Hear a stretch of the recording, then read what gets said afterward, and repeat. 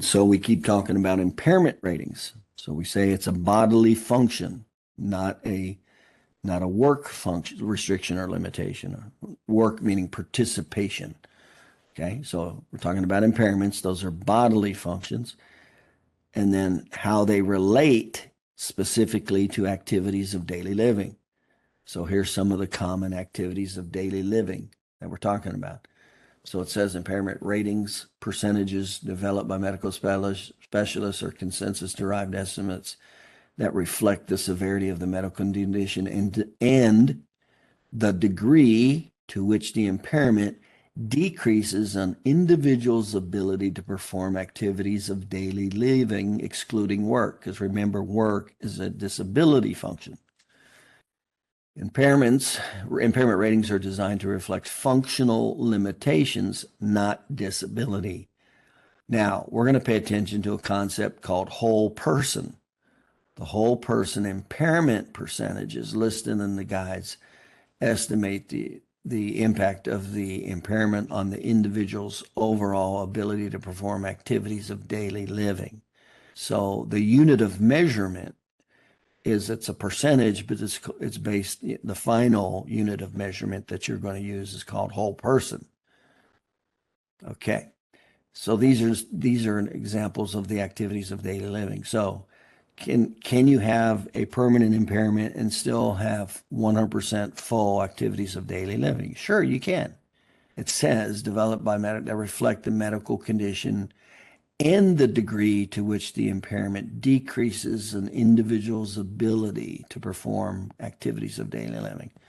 But it wouldn't be very smart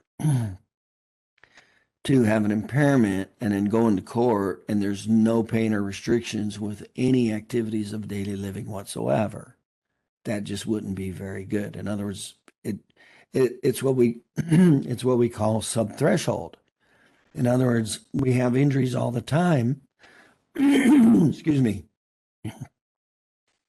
But they're subthreshold.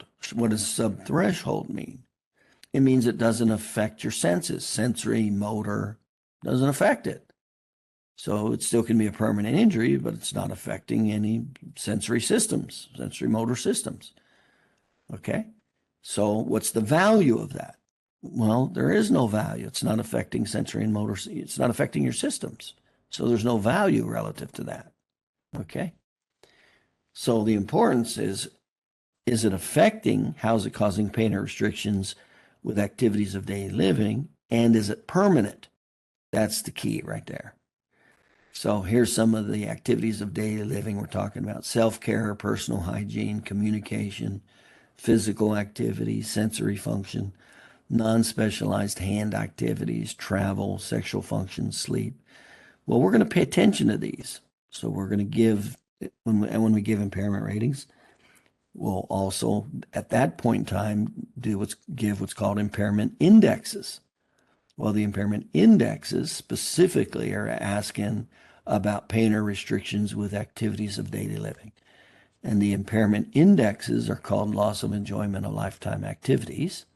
That's essentially the patient's perception of how it's affected his loss of lifetime activities. And then the next one is duties under duress.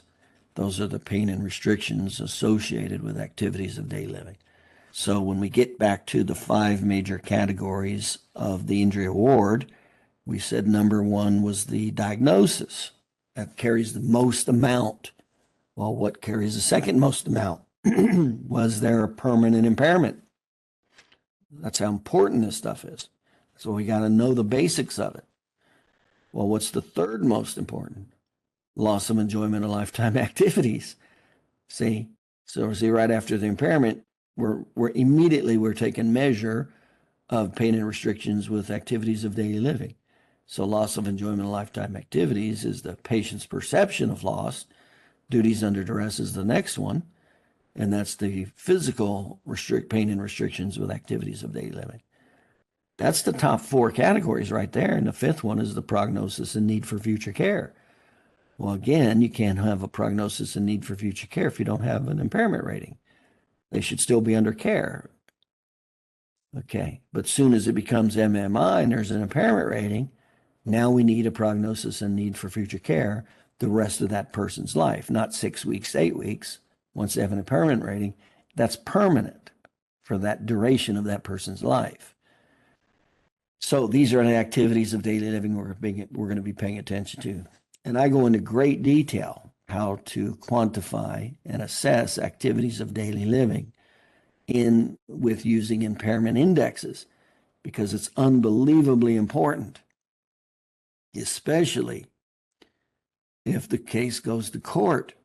That becomes a major factor. The pain or restrictions that you can support with your documentation on how that person has pain restrictions with their activities of daily living.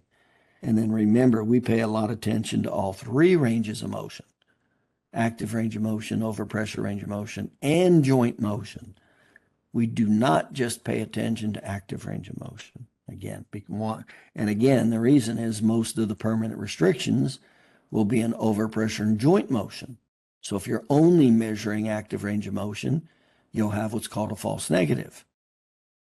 In other words, it'll be a negative finding, but it's false. It's really positive, but you didn't evaluate it correctly. So we're going to pay a lot of attention to activities of daily living. That's a major component. So remember, the two most important categories of the injury award is, was there an impairment? So you have to know the basics. What are the rules and basics guidelines for impairments? And then you go, okay, how did this cause pain or restrictions with their activities of daily living, specifically in all three ranges of motion and planes of motion? And we cover that separately. But this is how it all connects. This is like the 1-2 punch of personal injury awards. Was there a permanent impairment? And then we want to quantify, which is quantified, and it's supported by your documentation. Your subjective, hybrid, and objective documentation supports the impairment. And then we come over, and then we're going to quantify the loss of enjoyment of lifetime activities and duties and redress, pain and restrictions with activities of daily living. So we're going to quantify those also. That's the absolute pinnacle of personal injury.